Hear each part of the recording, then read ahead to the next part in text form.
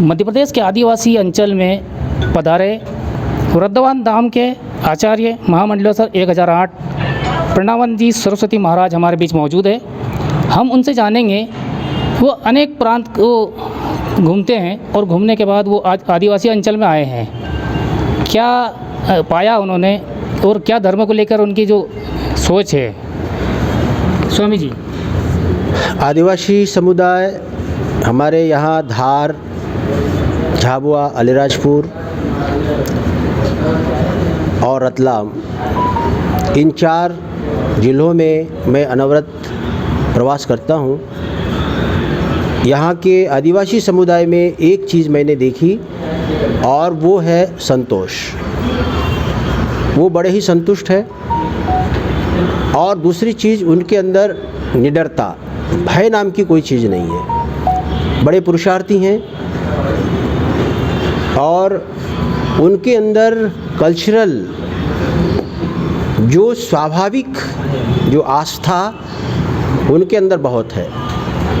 उनके अंदर सनातनी भाव है और उनको थोड़ा सा कोई सपोर्ट मिल जाए तो हमारे भारत देश के इस निर्माण में वो बहुत बड़ा योगदान दे सकते हैं। आदिवासी समुदाय हमारे भारत देश की बहुत बड़ी एक शक्ति है और वहाँ का आदमी बहुत जल्दी कोई चीज़ सीख भी लेता है। आप उसको कोई चीज़ सिखाइए, वो सीख लेता है।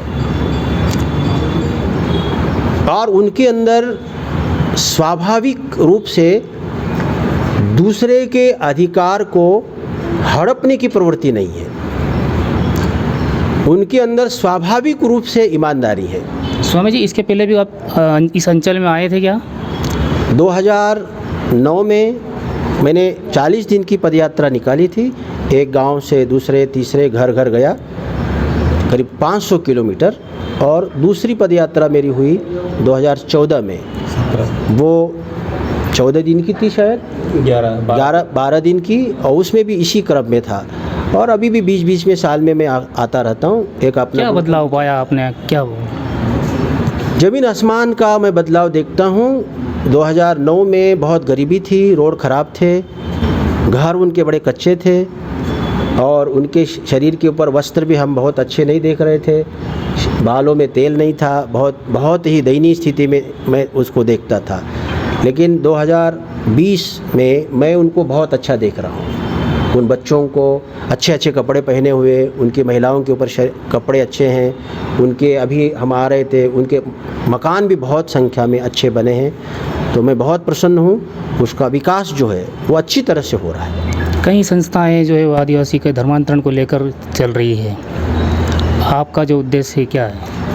हमारा उद्देश्य है कि आप जिस धर्म में हैं उसी धर्म में रहिए। आपको धर्मांतरित होके या किसी को आप धर्मांतरित करके किसी भी समुदाय के सामाजिक एकत्व को खंडित नहीं करना चाहिए।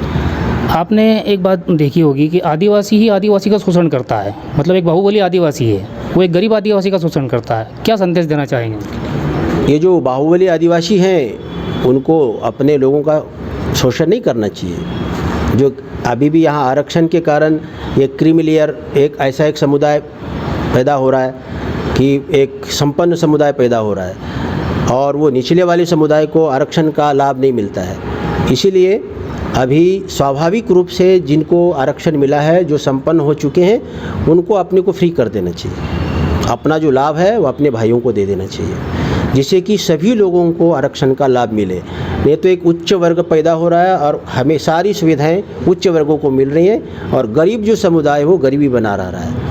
इसलिए अभी स्वाभाविक रूप से सारे लीडरों को या कानून बना दे ऐसा कि जो एक बार आरक्षण का लाभ लेके बड़ा हो गया उसको सामान्य कैटेगरी में डाल दे। कितने किलोमीटर की यात्रा रही आपकी? कहाँ से शुरू की थी, कहाँ से शुरू की थी और कहाँ ये खत्म? माही से शुरू किया था, नर्मदा जी। भाभरापाड़ा से हम ककराना गए थे और दूसरा माही से अनास नदी तक। तो करीब करीब हम पूरे एरिया में घूमे। हमको बहुत अच्छा लगता है, ये लोग हमको बहुत अच्छे लगते हैं। ये कई बार हमको बहुत गरीब लोग मिलते हैं तो हम उनको गले मिलते हैं, उनके सिर पर हाथ रखते हैं और उनके नाक गंदे वंदे दिखाई देते हैं, लेकिन उनकी जो मुस्कान मैं देखता हूँ तो मेरे को ऐसा लगता है कि ये मेरी आत्मा है। तो ये थे स्वामी जी जिसे हमें सुना। झाबुआ से पंजाब केसरी के लिए जावेद खान।